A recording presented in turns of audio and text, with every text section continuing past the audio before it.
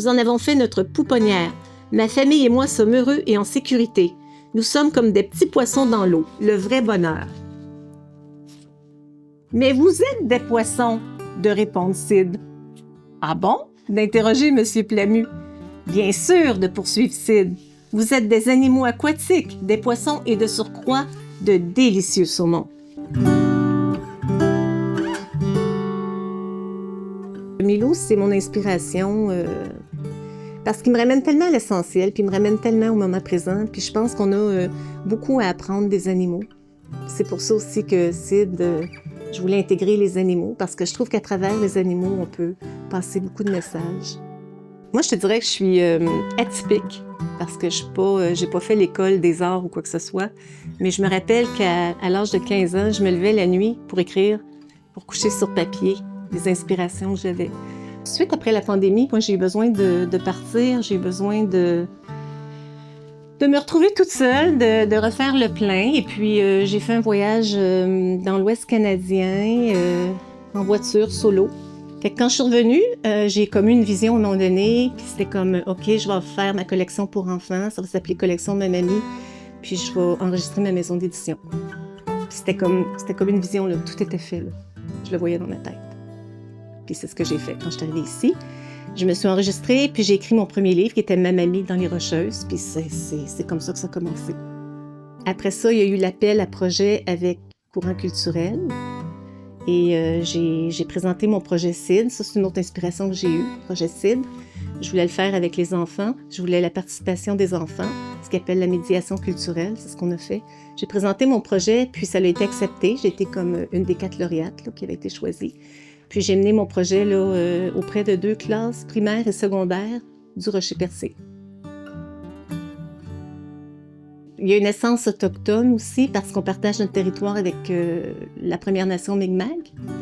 Puis aussi un peu dans Ma mamie dans les Rocheuses, je parle des Premières Nations, je les nomme, il y en a 11.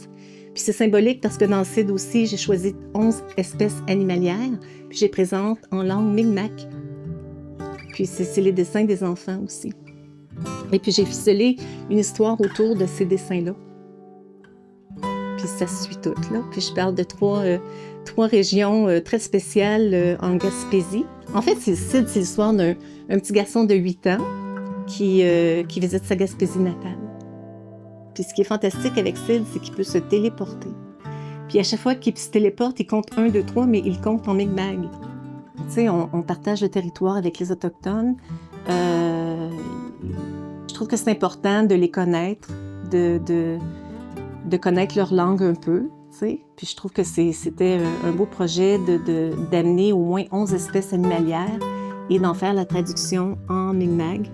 Il y a un monsieur de Gaspésiac qui m'a aidé, qui m'a remis un lexique. J'étais allée à sa rencontre, je lui ai présenté le projet, il était à l'écoute, ça lui plaisait, puis il m'a remis un lexique, puis à partir de là, j'ai pu traduire mes animaux.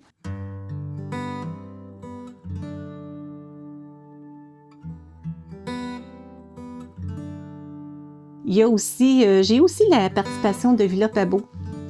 Malheureusement, c'est un oubli de ma part parce qu'on a été vraiment précipité dans le temps, mais je ne l'ai pas mentionné dans le livre, là. Je tiens à les remercier énormément. Puis je leur ai promis que je retournerai leur lire l'histoire parce que j'étais allée les rencontrer. Je leur avais demandé s'ils n'avaient pas quelque chose à dire ou à transmettre aux jeunes. Et je l'ai fait là, sous forme de personnages. J'ai gardé leur vrai prénom dans le livre.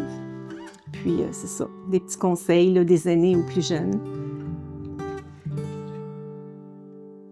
Ce que j'ai remarqué, c'est les jeunes, là, quand j'ai fait la médiation culturelle dans les classes, c'est que vraiment, ils doivent apprendre à se faire confiance. Vraiment, là, je trouve que ça prendrait plus de projets dans ce genre-là, justement, pour leur donner la confiance en eux, tu sais. Parce que je trouve qu'ils ont fait vraiment des beaux dessins. C'est ce que j'ai aimé. Ils ont appris à se faire confiance, puis j'étais contente du résultat. Les dessins, ça a été une chance qu'on a mis sur pied un comité de sélection, parce que si ça avait été juste de moi, je les aurais tous pris. Mais ça, je leur ai vraiment bien expliqué aussi. Soyez pas déçus si, quand je vais revenir vous présenter le livre, si votre dessin n'est pas là. L'important, c'est la collaboration, la participation. On a fait un collectif, on a fait un projet littéraire. C'est fantastique.